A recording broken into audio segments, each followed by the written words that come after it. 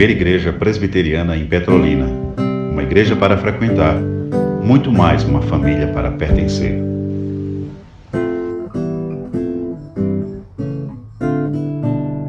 Continua. Vendo a mulher que a árvore era boa para se comer, agradável aos olhos e árvore desejável para dar entendimento, tomou-lhe do fruto e comeu, e deu também ao marido, e ele comeu. Amados e amadas do Senhor, já nos encontramos em 2023, 7 de maio de 2023. Todos sabemos, todos testemunhamos o quanto o ano 2020 foi trágico para a humanidade, não é? Por conta de uma doença endêmica que passou a ser epidêmica e depois pandêmica. Ela se tornou mundial.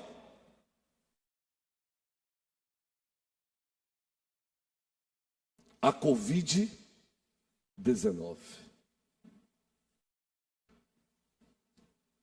Não vamos aqui discutir os números. Fato é que a nossa instituição oficial nos apresenta a triste informação de que aproximadamente 800 mil pessoas perderam as suas vidas. Aqui no Brasil apenas. Que tragédia, não? Que tragédia. Todos nós, especialmente na era da internet, somos expostos a notícias trágicas. Recentemente em Recife, quem acompanha a Guararapes, acompanhou o desabamento de um prédio, condenado pela Defesa Civil.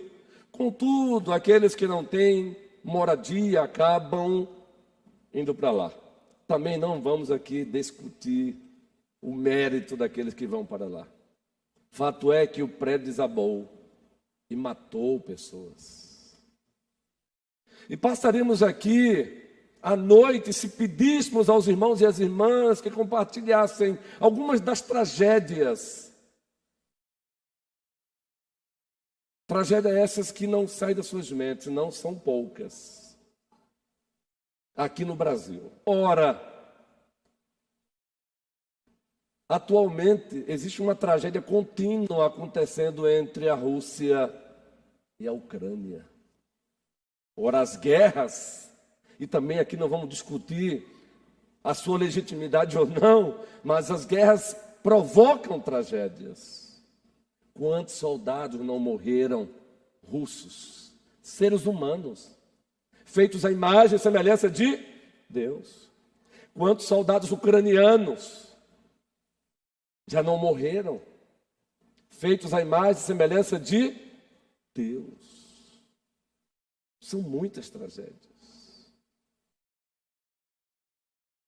O simples fato de relembrá-las, de trazê-las à tona, nos assustam, nos assombram.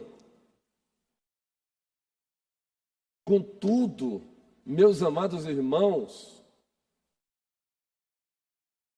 não nos esqueçamos que a Bíblia nos fala, a Bíblia nos apresenta a pior de todas as tragédias debaixo do sol. Expressamos solidariedade a todos os seres humanos nos 4 cantos da terra. Muito especialmente aqueles que sentiram de perto a dor de ver, de contemplar, de perceber um dos seus entes queridos partindo em virtude da Covid. A nossa solidariedade. Contudo, a Covid-19, perto da pior tragédia que aconteceu debaixo do sol, ela desaparece. E Gênesis capítulo 3, o narrador Moisés, movido pelo Espírito Santo, ele nos fala sobre essa pior tragédia. Há 8 dias, falamos aqui, o nosso subtema foi a tragédia antes da pior tragédia, a queda no mundo angelical. Lembram? E nos concentramos apenas no primeiro versículo. A tragédia antes da pior tragédia, a queda que ocorreu no mundo angelical. E nesta noite, de fato agora, parte 2 do sermão, a pior tragédia debaixo do sol, ela está aqui registrada em Gênesis capítulo 3. O mundo se encontra como se encontra, causa última, Gênesis capítulo 3. O nosso Brasil se encontra agonizando, é claro que não é de hoje, mas dependendo de quem se encontra ali no poder executivo, dependendo de quem se encontra ali no poder legislativo ou judiciário, ele agoniza um pouco mais ou um pouco menos. E a causa última está aqui, Gênesis capítulo 3, a pior tragédia debaixo do sol. Meus irmãos e minhas irmãs, a pior tragédia debaixo do sol, e aqui mais uma vez vai a nossa solidariedade, não é a AIDS. A AIDS não é a pior tragédia debaixo do sol, ela é consequência da pior tragédia debaixo do sol. Não é o câncer, e aqui vai a nossa solidariedade de todos aqueles que perderam seus entes queridos por conta do câncer. Outros estão aí lutando, estão na arena, lutando pela vida, vai a nossa solidariedade. Mas não é a pior tragédia debaixo do sol, o câncer. A pior tragédia está aqui, Gênesis capítulo 3, preste bem atenção, muito especialmente o versículo 6. Calma que vamos voltar para o primeiro versículo 2, 3, 4, 5, 6. E no sermão parte 3, próximo domingo, parte 4, continuaremos com os versículos 7 até o versículo 24. Observe o versículo 6. Vendo a mulher que a árvore era boa para se comer, agradável aos olhos, e árvore desejável para dar entendimento, tomou-lhe do fruto e comeu, e deu também ao marido, e ele comeu. A questão aqui não é a árvore era sacramental. Deus fez o homem e o colocou no jardim do Éden. E disse: de toda a árvore do jardim comerás livremente. É o Deus da abundância. Mas não comam da árvore do conhecimento do bem e do mal, pois no dia que dessa árvore vocês comerem, certamente vocês morrerão, espiritualmente, fisicamente e eternamente. 3 tipos de morte: a espiritual, quando o homem é separado de Deus; a física, a separação do corpo e da alma; e a eterna, que se dará no porvir, que se dará com a volta de Cristo. Certamente morrerão. Para você entender Gênesis 3, volte rapidamente para Gênesis 2. Observe, meus irmãos amados, os versículos 15 e 16. Tomou, pois, o Senhor Deus ao homem e o colocou no jardim do Éden para o cultivar e o guardar. E o Senhor Deus lhe deu esta ordem. De toda árvore do jardim comerás livremente, mas da árvore do conhecimento do bem e do mal não comerás, porque no dia em que dela comeres, certamente morrerás. Deus faz o primeiro homem, o presenteia com uma auxiliadora, uma mulher, e os coloca no jardim e estabelece um mandato probatório. Adão está ali no jardim-templo, representando toda a humanidade que dele descenderia. O representante federal. Mandato probatório. E Deus soberanamente escolheu as árvores e seus frutos, sacramentalmente, sacramentos, como símbolos. A questão não era o fruto em si, mas a ordem de Deus. O X da questão é a ordem de Deus, mandado probatório. Agora vejam, de toda a árvore do jardim comerás, quando eu permitir, só quando eu quiser. Não, ele disse, de toda a árvore do jardim comerás, palavrinha-chave, livremente.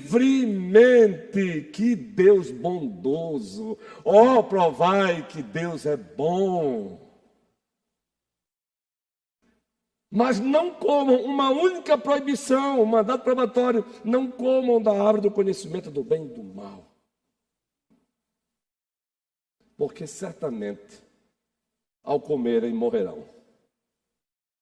Aí você encontra agora Moisés, movido pelo Espírito Santo, descrevendo a pior tragédia debaixo do sol. Vendo a mulher que a árvore era boa para se comer, agradável aos olhos e a árvore desejável para dar entendimento. Tomou-lhe do fruto e comeu, e deu também ao marido e ele comeu. Fizeram o contrário.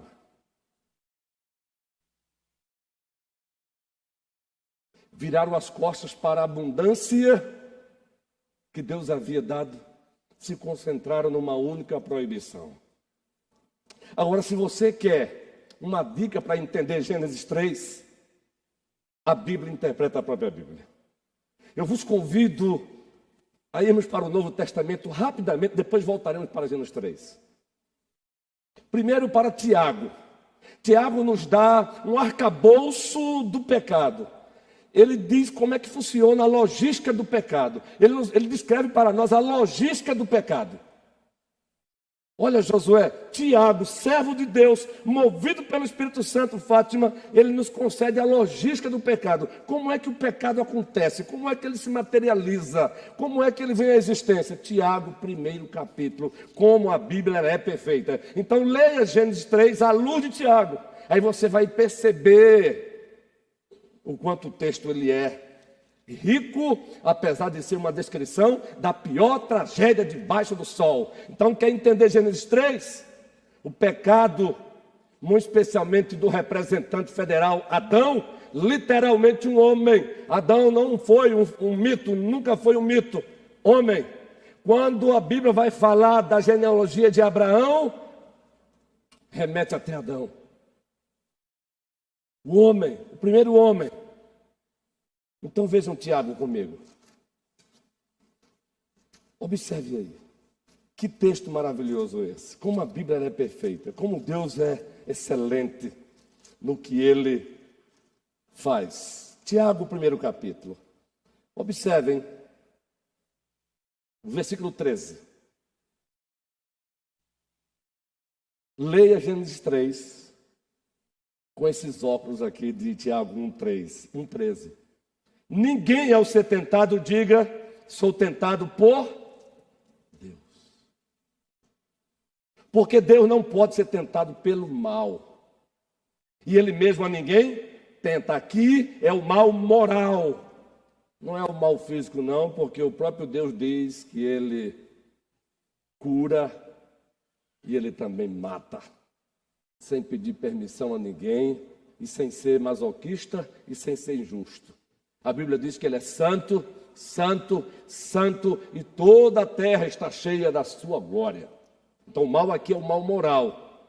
Agora observem, a logística do pecado para você entender Gênesis 3, para você entender Adão e Eva. Entender aquilo que Deus se deu a conhecer, e somente isso. Deus não quis revelar tudo, e Ele é soberano. E não tem quem o pressione. Ah, mas como tem uma geração de homens arrogantes hoje em dia. Os pós-docs querem ser mais sábios do que o próprio Deus que os trouxe à existência. Quando eu falo isso, eu até fico como que o emocional exaltado. É uma geração de homens arrogantes. Homens que acham que os seus títulos de pós-doc se colocam como dissecadores de Deus. Colocam Deus no laboratório e acham que conseguem dizer o que Ele é, o que Ele não é. Nós só sabemos quem Deus é porque Deus se deu a conhecer, gente boa. Do contrário, não conheceríamos. É impressionante. Tem livros que os caras escrevem só para falar um monte de besteira sobre Gênesis. Um monte de asneira. Mas ainda bem que, concomitantemente, Deus levanta outros homens com as suas inteligências humilhadas para contra-argumentar a esses. Como escreveu Norma Gasley, não tenho fé para ser ateu. Como escreveu Alice McGrath, o delírio de Dawkins, o ateu. Ainda bem, ó Senhor, continua levantando homens e mulheres para defender a fé. Tiago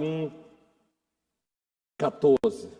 Ao contrário, cada um é tentado pela sua própria cabeça.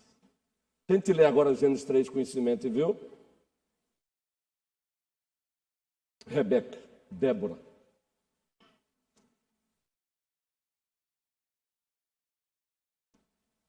Cada um é tentado pela sua própria cobiça. Quando esta o atrai e seduz, Isaac. É o que diz o texto sagrado. Quando ela o atrai e seduz, diz o texto. Então, a cobiça, depois de haver concebido, acontece o que com ela? É a linguagem de uma gestação. É a linguagem que envolve a coabitação entre um homem e uma mulher. Diz o texto sagrado mais uma vez, então a cobiça, depois de haver concebido, ela dá à luz o que, gente? O pecado. Ela dá à luz o pecado. E o pecado, uma vez consumado, gera a morte. O que aconteceu lá com Adão e Eva? O que aconteceu com Adão e Eva? Isso aqui. Não me perguntem como que dois seres criados a imagem e semelhança de Deus, de onde nasceu aí essa cobiça deles? Deus não quis revelar. Fato é que eles caíram pela cobiça. Lembrem-se que Deus, o diabo se aproximou usando a serpente e disse, foi assim que Deus disse, não comereis de toda a árvore dos jardins. Um outro texto para você ler Gênesis 3, primeira carta do apóstolo João. Para você entender Gênesis 3, primeira carta do apóstolo João. Para você entender a queda dos nossos pais Adão e Eva.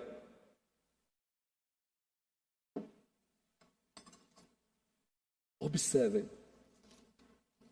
Você sabia que tem homens hoje que zombam de Gênesis 3 nas academias? Eles fazem ironia mesmo de Deus. O diabo usou uma serpente. É coisa mesmo de gente ignorante. Eu quero ver o dia que eles comparecerem diante do Deus Todo-Poderoso. Eu quero ver se eles vão conseguir dar uma risada dessa irônica. Eu quero saber se eles vão conseguir dar uma risada dessa diante do nosso Deus. Jamais conseguirão. 1 João capítulo 2. Versículo 15. Leia Gênesis 3 à luz de 1 João capítulo 2, versículo 15. Toda a igreja, vamos lá? Não ameis o mundo. Se alguém amar o mundo, veja o que aconteceu com Adão e Eva lá agora. Observe a descrição. Observe a descrição, gente. Pode passar o versículo 16. Toda a igreja. Porque tudo que há no mundo, número 1, a concupiscência da carne. Para aí. É o que acontece com o primeiro casal. O que é que diz o texto de Gênesis 3:6? Vendo Eva o que, gente? Que a árvore era boa para se comer. Concupiscência da carne. Concupiscência da carne. Agora prossiga, número 2. A concupiscência dos olhos. Lembra de Gênesis 3:6? Ela não só viu que a árvore era boa para se comer. O que é que diz mais o texto aí de Gênesis 3:6? Vendo a mulher que a árvore era boa para se comer. Agradável aos olhos. Eita! Como a Bíblia é perfeita. Eu amo pregar a palavra desse Deus, porque ela por si só mostra o quanto ela é perfeita. Vejam, gente, o que é que diz o texto? Que a árvore era boa para se comer, agradável aos olhos. Concupiscência dos olhos. Terceiro, e a soberba. Eita lá. Senhor, livra-me das minhas soberbas, Senhor. Que é isso, pastor? O senhor não tem problema com isso. Quem disse para você que eu não tenho? Quem disse para você que eu não tenho que todo dia dar uma retada no edifício soberba que existe em mim? A diferença é que não mais me domina, mas aqui e acolá quando eu não vigio. Por isso que Deus manda espinho na carne para nós. Por isso que Ele mandou espinho na carne no apóstolo Paulo, presbítero, guerreiros, reverendos Abraão e José Renato. Paulo, segunda carta aos Coríntios, ele compartilha conosco uma experiência que ele teve. Olha só Lília, Glênio, olha só Silvio, Rúbia, olha só Lana, como é bom daqui ver-te todo domingo. Paulo disse, eu conheci o homem, se no corpo ou fora do corpo eu não sei, ele foi elevado até o terceiro céu. É a linguagem que o apóstolo usa para falar do lugar da habitação de Deus e do mundo angelical, terceiro céus. E lá, ele viu coisas que não se pode contar. Inenarráveis. Não se pode descrever. Eu não tenho palavra para descrevê-las. Aí ele prossegue. Mas para que eu não me soberbecesse. Agora ele se identifica como ele mesmo. Olha só, Denise. Para que eu não me soberbecesse, futuro pastor Juan, se essa for a vontade de Deus, anota isso aí. Para que eu, e quem sabe um dia pastor desta igreja daqui a 30 anos, né? Deixa passar meu tempo primeiro, homem. Se o dono da igreja quiser, né, guerreiro?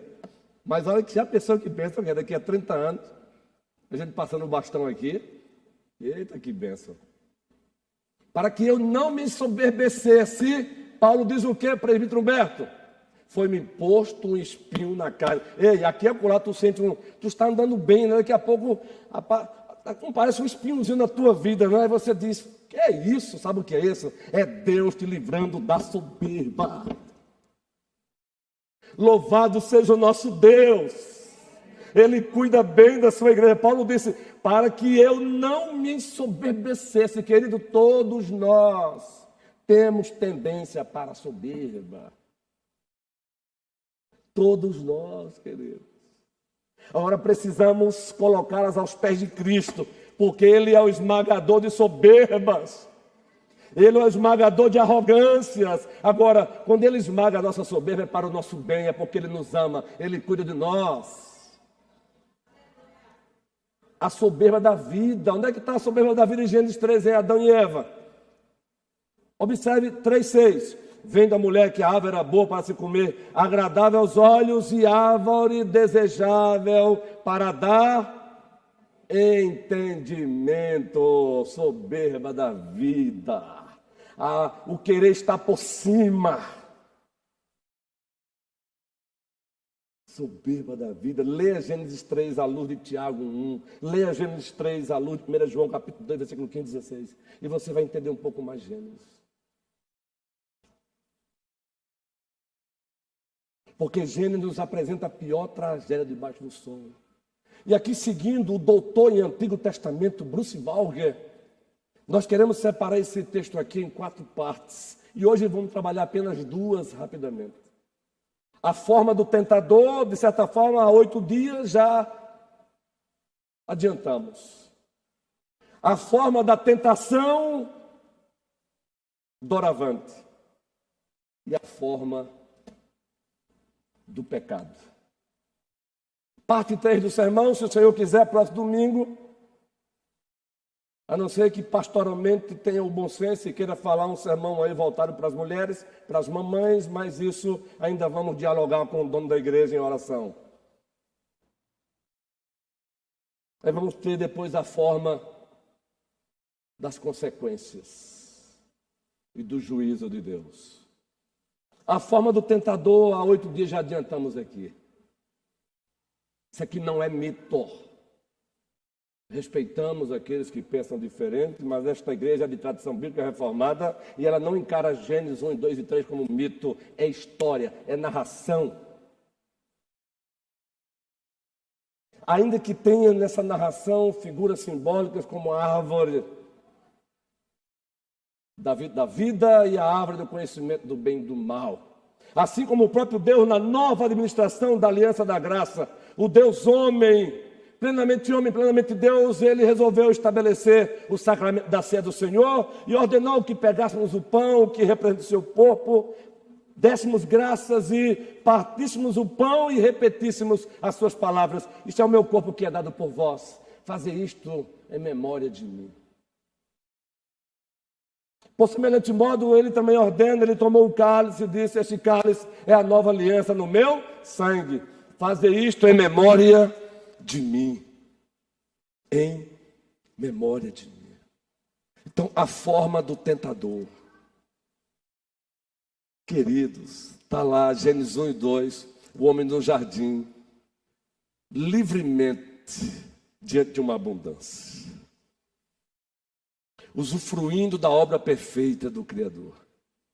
De repente aparece uma serpente falando, instrumento nas mãos do diabo.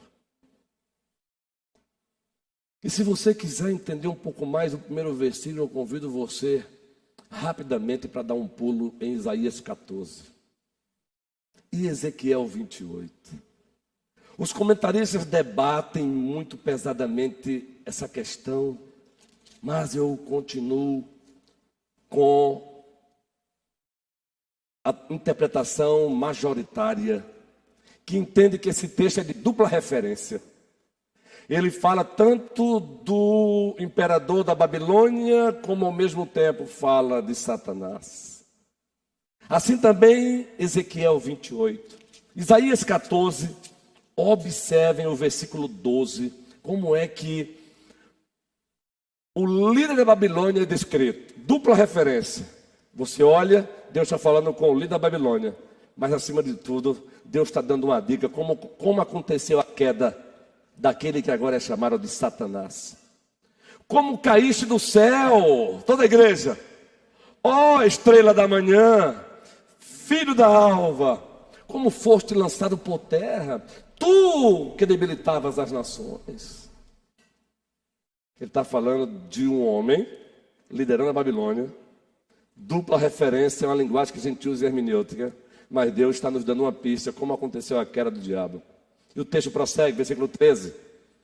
Tu dizias no teu coração, eu subirei ao céu, acima das estrelas de Deus, exaltarei o meu trono e no monte da congregação me assentarei, nas extremidades do norte. Veja uma linguagem, querido, dupla referência. Ele está descrevendo o líder da Babilônia, mas ao mesmo tempo, fazendo parte da interpretação majoritária, Deus está dando toques de como caiu Satanás. Subirei acima das mais altas nuvens. Toda a igreja, semelhante ao Altíssimo. Ora, o senhor da Babilônia era pagão, ele acreditava nos seus deuses. Então, quando Deus diz isso aí, é mais uma prova para a dupla referência. A queda de Satanás se deu justamente por aquele que é hoje chamado de Satanás. Está aqui. Dupla referência. Há debates entre os comentaristas lá, mas eu prefiro ficar com o grupo majoritário. Quanto aos outros, que Deus os abençoe. Ezequiel 28, observe, agora é o de Tiro. É o líder de Tiro, um outro império. Ezequiel 28. Observe esse texto, queridos, a partir dos primeiros versículos. De onde veio essa serpente falante? A Bíblia diz que Deus havia criado esse animal, mas falando por trás está a serpente, o diabo. Agora aquele que é apresentado como diabo. Apolion, Abidom, Apocalipse 9:11, o anjo da destruição. Ezequiel 28. Vamos lá então? Vamos ler esse texto? Veio a mim a palavra do Senhor dizendo: Filho do homem, dize ao príncipe de Tiro, dupla referência, observe. Assim diz o Senhor Deus, visto que se eleva o teu, não parece com o texto lá de Isaías 14? Se eleva o teu coração e dizes, eu sou Deus. Quem fez isso? Segundo a Escritura, aquele que hoje é apresentado pelo próprio Deus como Satanás, Satã, no hebraico. Eu sou Deus. Sobre a cadeira de Deus me assento no coração dos mares. E não passas de homem, e não és Deus, ainda que estimas o teu coração como se for o coração de Deus. Só tem isso. Todos os teólogos, majoritariamente de tradição bíblica e reformada, ainda que outros discordem, usam Isaías 14, Ezequiel 28, como texto de dupla referência. Aí você pega Apocalipse 12, 9 e você tem apoio para isso. E outros textos mais. A forma do tentador. Dissemos aqui há 8 dias, Satanás não é um mito, é um ente. Houve uma queda no mundo angelical. Agora, por favor, leia Gênesis 3:1 à luz de João 8:44. Porque se Satanás é um mito, então Cristo mentiu e ele jamais mentiria. Ele é o caminho e a verdade, o Logos de Deus, a palavra de Deus. João 8:44. Leia Gênesis 3:1 à luz de João, o Evangelho 8:44. Lucas e Luísa, casal muito amado, e o bebê que está aí, não é? A igreja vai tomar ciência já já de vocês. João, o Evangelho, capítulo 8, versículo 44. Se Satanás é um mito, então Jesus Cristo mentiu para nós? Jamais. Ele é o Logos de Deus. Ele é a palavra de Deus. Quando Pilatos perguntou para ele, e o que é a verdade? Pobre de Pilatos, estava tão cego que não percebeu que estava diante da verdade encarnada. E o que é a verdade? Ele estava diante da verdade. Oh, pobre Pilatos. E pobre de todos aqueles que se acham tão sábios que não conseguem perceber a verdade. Cristo, na sua simplicidade. João 8:44. O que é que diz o texto aí? Fala do próprio Cristo.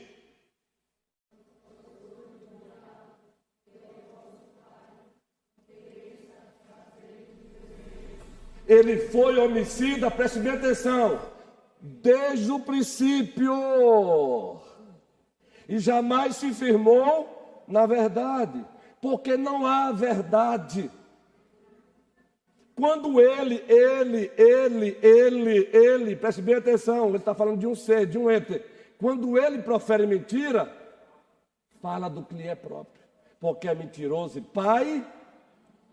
Ele não está falando de um mito, de um ente, que no mundo angelical caiu.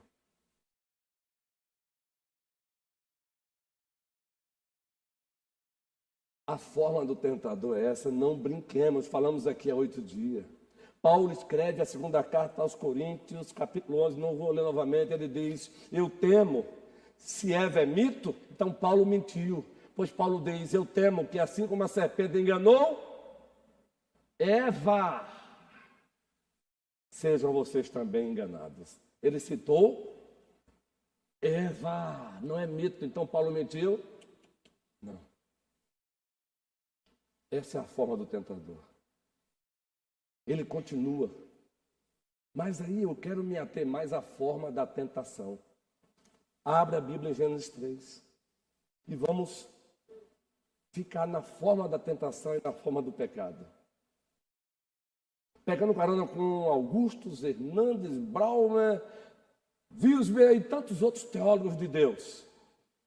E acima de tudo, dependendo da iluminação do Espírito Santo de Deus, que sobre nós se encontra. A forma do tentador, vocês já viram. Agora, a forma da tentação.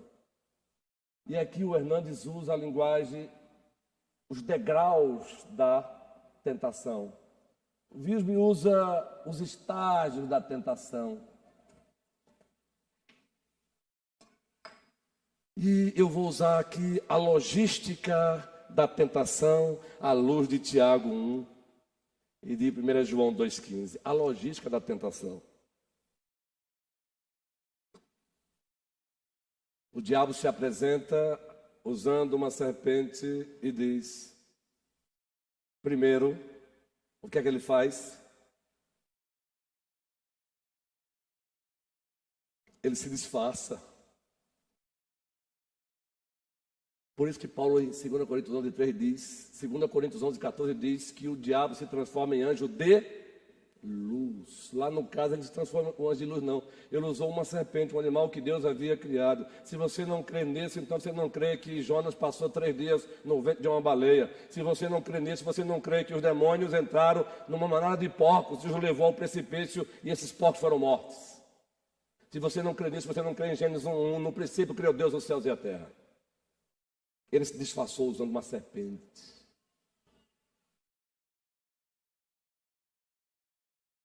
Ele é anjo de luz. A Bíblia, quando diz que ele usa esse animal era astuto mesmo.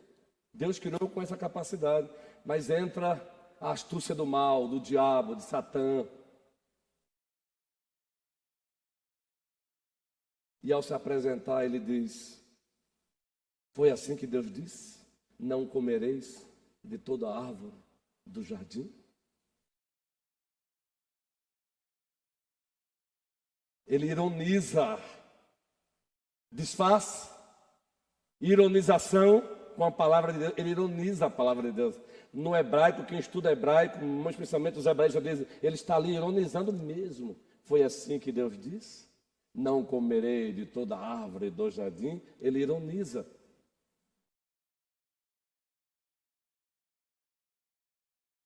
Depois, terceiro lugar, depois de ironizar, disfarce, ironia do mal, ele faz o que em seguida?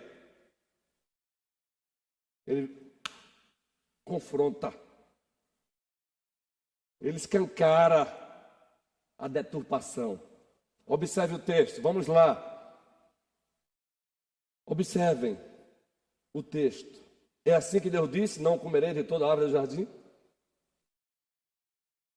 Em seguida, Satanás aparece e diz o quê?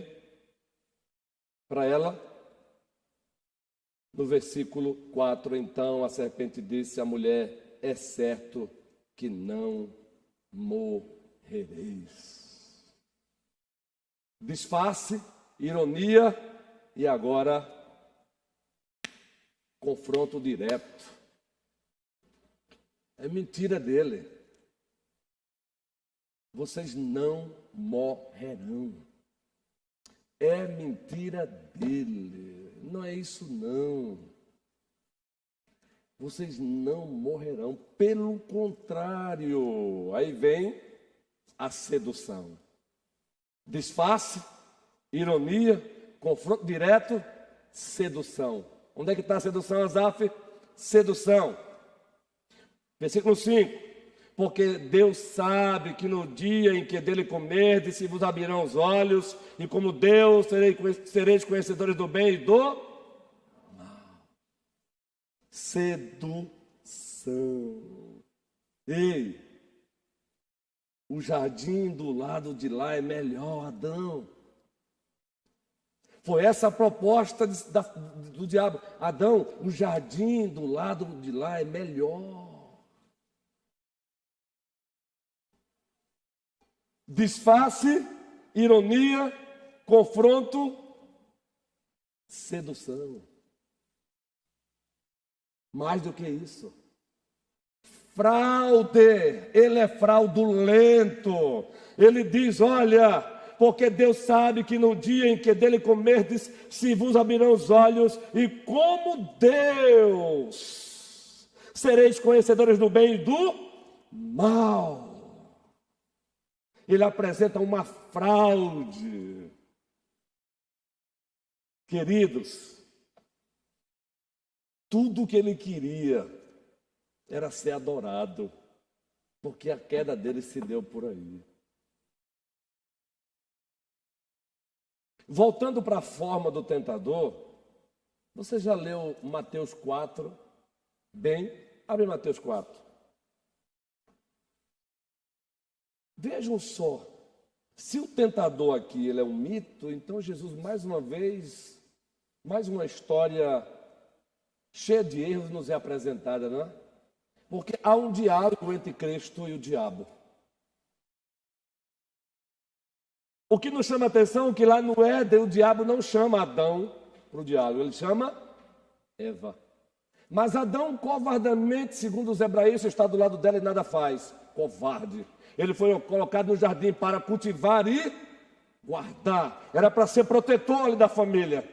Meio da família, né? Ei, maridos, ei, homens, sejamos protetores das mulheres, as casadas e as solteiras. Já falamos aqui que se entrar um cabra com um facão na mão aqui ou com um revólver, os homens devem fazer o quê? Mulheres para trás e homens? Mulheres, crianças para trás e homens, pelotão da frente. E se tiver de morrer, vai morrer primeiro os homens e depois as mulheres. Cultivar e guardar. Mas chega o segundo Adão. O primeiro Adão falhou, o segundo Adão vem. O segundo Adão não está no jardim, está no deserto. Agora observe como se dá o diálogo. Mateus capítulo 4, toda a igreja. A seguir, foi Jesus levado pelo Espírito Santo ao deserto. Jesus é um mito? Essa história é mitológica? Não, ele é real. É o nosso Senhor, é o nosso Salvador. A seguir, foi Jesus levado pelo Espírito ao deserto para ser tentado por quem? Por um mito? Não, pelo diabo. O diabo, a serpente. O texto continua. Vamos lá. Toda a igreja. E depois de jejuar 40 dias e 40 noites, teve primeira proposta. Então, o tentador, aproximando-se, lhe disse: leia Mateus 4, à luz de 1 João 2,15.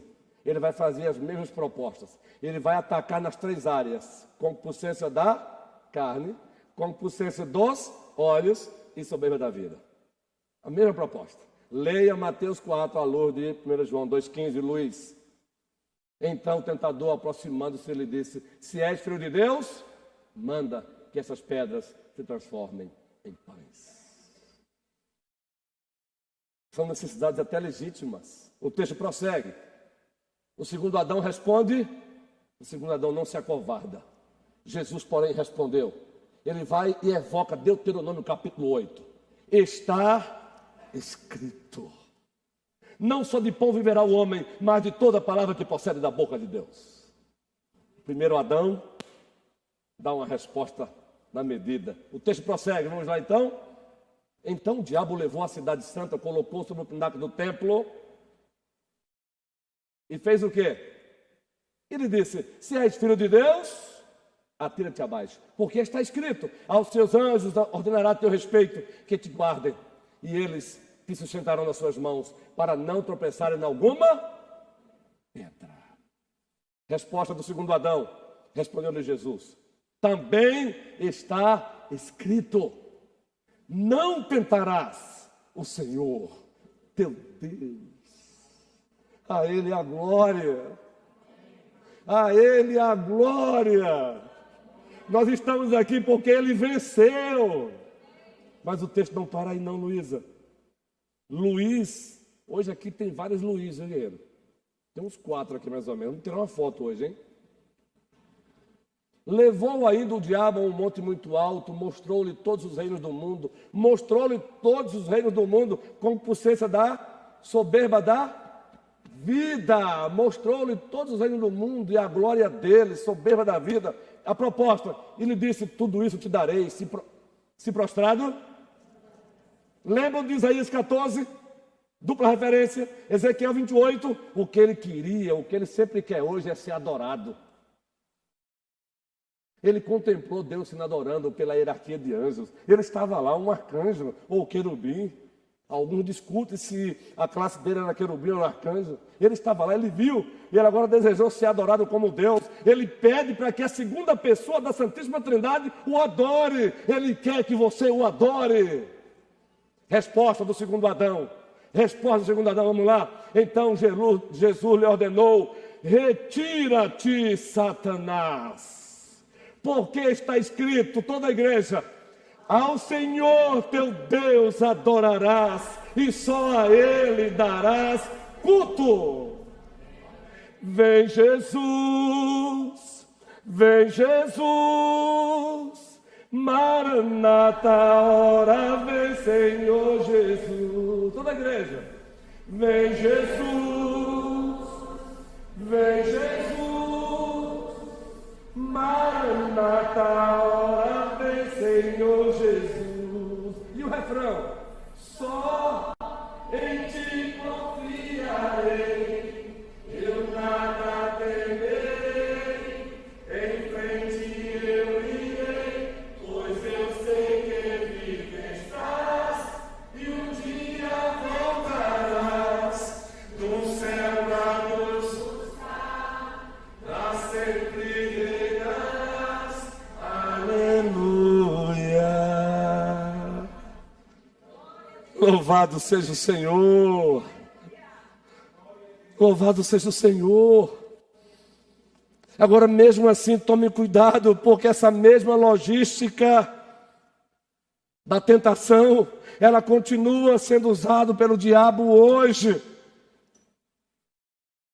Quando o texto diz em Gênesis 3,6, vendo a mulher que a árvore era boa para se comer, agradável aos olhos e a árvore desejável para dar entendimento, tomou-lhe do fruto e comeu, e deu também ao marido e ele comeu. Preste bem atenção, o que tem de gente caindo nessa mesma armadilha hoje não é brincadeira, dentro e fora da igreja, dentro e fora da igreja. Atentem para essa logística do diabo, ele continua. Foi citado aqui há 8 dias, 1 Pedro 5,8, a igreja não vai nem abrir a Bíblia porque já memorizou. Aqui também a primeira é lugar de cultura, é lugar de aprendizado, é lugar de memorização da escritora. Então a igreja já conhece, não vai nem abrir a Bíblia. 1 Pedro 5,8, sejam sóbrios e vigilantes, porque o diabo anda ao redor, rugindo como leão, buscando a quem possa tragar. Mas a semelhança de domingo, não vamos terminar com o diabo dando uma de... Ele só ruge, mas o nosso não. O nosso é o leão da tribo de Judá. Jesus Cristo. Então abra a Bíblia e encerraremos com esse texto. Segunda carta de Deus aos Tessalonicenses, capítulo 3, o versículo 3. A segunda carta de Deus aos Tessalonicenses, capítulo 3, versículo 3.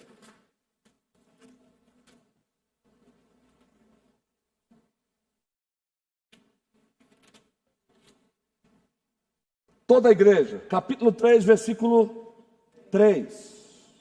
Todos juntos. Todavia, o Senhor é fiel, e Ele vos confirmará e guardará do maligno. Então, não baixemos a cabeça, continuemos marchando. E quando Ele, usando as suas transfigurações, aparecerem por aí, faça como Miguel e Judas. Que o Senhor te repreenda. Que o Senhor nos abençoe hoje e sempre. Amém. Se você está aqui hoje, pela primeira vez, e ouviu a parte 2 do sermão, já está convidado para a parte 3 no próximo domingo, querendo o triuno e majestoso Deus.